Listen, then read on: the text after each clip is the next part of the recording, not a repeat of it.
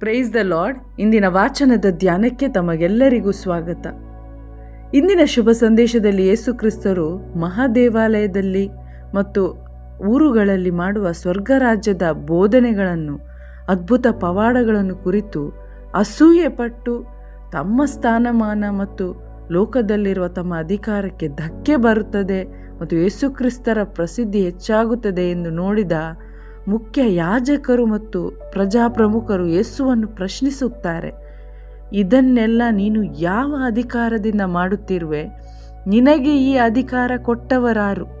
ಅದಕ್ಕೆ ಯೇಸು, ಸ್ನಾನ ದೀಕ್ಷೆ ಕೊಡುವ ಅಧಿಕಾರ ಯೌವಾನನಿಗೆ ಎಲ್ಲಿಂದ ಬಂತು? ದೇವರಿಂದಲೋ ಮನುಷ್ಯರಿಂದಲೋ ಎಂದು ಪ್ರಶ್ನಿಸುತ್ತಾರೆ. ಅವರು ಉತ್ತರ ತಿಳಿದಿದ್ದರೂ ನಮಗೆ ಗೊತ್ತಿಲ್ಲ ಎಂದು ಹೇಳುವಾಗ, ಹಾಗಾದರೆ ನಾನು ಕೂಡ ನನಗೆ ಯಾವ ಅಧಿಕಾರದಿಂದ, ನನ್ನ ಅಧಿಕಾರ ಎಲ್ಲಿಂದ ಬಂತು ಅಂತ ನಿಮಗೆ ಹೇಳುವುದಿಲ್ಲ ಎಂದು ಉತ್ತರ ಕೊಡ್ತಾರೆ. ಪ್ರಿಯರೇ, ಯೇಸು ಕ್ರಿಸ್ತರು ಅಧಿಕಾರವನ್ನು ದೇವರಿಂದ ಹೊಂದಿದ್ದರು. ಅವರು ಸ್ವತಃ ದೇವರಾಗಿದ್ದರು. ಅವರಿಗೆ ಮನುಷ್ಯರ ಒಪ್ಪಿಗೆ ಬೇಡವಿತ್ತು. ಯಾಕಂತೇಳಿದರೆ ಅವರ ಬೋಧನೆ, ಅದ್ಭುತಗಳು ತಂದೆಯಾದ ದೇವರ ಚಿತ್ತಕ್ಕೆ ವಿಧೇಯರಾಗಿ ಅವರೆಲ್ಲವನ್ನು ಮಾಡ್ತಾ ಇದ್ರು. ಆದರೆ ಇಲ್ಲಿ ಧಾರ್ಮಿಕ ಮುಖಂಡರು, ಪ್ರಜಾಪ್ರಮುಖರು, ಅವರಲ್ಲಿ ಕಪಟತನ, ಮಾಸ್ಕ್ ಹಾಕಿಕೊಂಡು ತಾವು ದೇವರಿಂದ ಅಧಿಕಾರ ಹೊಂದಿದವರಂತೆ ಬಾಹ್ಯವಾಗಿ ತೋರಿಸುತ್ತಿದ್ದರು.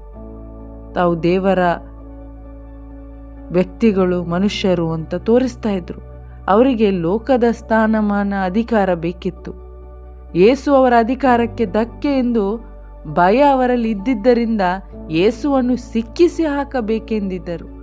ಯೇಸು ಕ್ರಿಸ್ತರ ಹೆಸರಿನಲ್ಲಿ ಸ್ನಾನ ದೀಕ್ಷೆ ಪಡೆದ ಪ್ರತಿಯೊಬ್ಬರಿಗೂ ಸ್ವರ್ಗ ಸಾಮ್ರಾಜ್ಯದ ಕುರಿತಾಗಿ ಶುಭ ಸಂದೇಶ ಸಾರುವ ಅಧಿಕಾರ ದೇವರೇ ಕೊಟ್ಟಿದ್ದಾರೆ. ಇವತ್ತು ಇದನ್ನು ಒಪೋಸ್ ಮಾಡುವವರು, ಅಸೂಯೆ ಪಡುವವರು, ಸತ್ಯವನ್ನೇ ನಿರಾಕರಿಸುವವರು ದೇವರ ಅಧಿಕಾರವನ್ನೇ ಬೇಡ ಎಂದಾಗೆ ಆಯಿತು. ಇಂಥವರಲ್ಲಿ ಆಧ್ಯಾತ್ಮಿಕ ಅಂಧತ್ವ ತುಂಬಿರುತ್ತೆ ಮತ್ತು ಇವರು ಸ್ವರ್ಗ ಸಾಮ್ರಾಜ್ಯದಿಂದ ಬಾಹಿರರಾಗಿರುತ್ತಾರೆ. ಸ್ನಾನಿಕ ಯೌವನರು ದೇವರಿಂದ ಅಧಿಕಾರ ಹೊಂದಿದವರೆಂದು ತಿಳಿದರೂ ಕೂಡ ಆ ಪ್ರಮುಖರು ಅದನ್ನು ನಿರಾಕರಿಸುತ್ತಾರೆ. ದೇವರು ಕಳುಹಿಸಿದ ಸತ್ಯ ಶುಭ ಸಂದೇಶ ಸಾರುವವರನ್ನು ಅವರು ತಿರಸ್ಕಾರ ಮಾಡುವವರು ಖಂಡಿತ ದೇವರನ್ನೇ ತಿರಸ್ಕಾರ ಮಾಡಿದಂತೆ.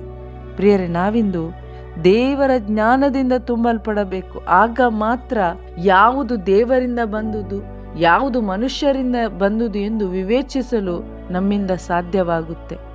ಇನ್ನು ನಾವು ನಮ್ಮನ್ನೇ ಪರಿಶೀಲಿಸಿ ನೋಡೋಣ. ನಾವಿಂದು ದೈವ ಜ್ಞಾನದಿಂದ ತುಂಬಲ್ಪಟ್ಟಿದ್ದೇವ? ದೇವರ ಅಧಿಕಾರದ ಆಳ್ವಿಕೆಯಲ್ಲಿ ನಾವಿದ್ದೇವ? ಅಥವಾ ನಾವು ಮನುಷ್ಯ ರೀತಿಯಲ್ಲಿ, ಮನುಷ್ಯ ಜ್ಞಾನದಲ್ಲಿ, ಮನುಷ್ಯ ಸ್ವಾರ್ಥ ತುಂಬಿದ ಮತ್ತು ಕಪಟತನ ತುಂಬಿದ ಮನುಷ್ಯ ಆಳ್ವಿಕೆಗೆ ನಮ್ಮನ್ನೇ ಒಳಪಡಿಸಿದ್ದೇವ?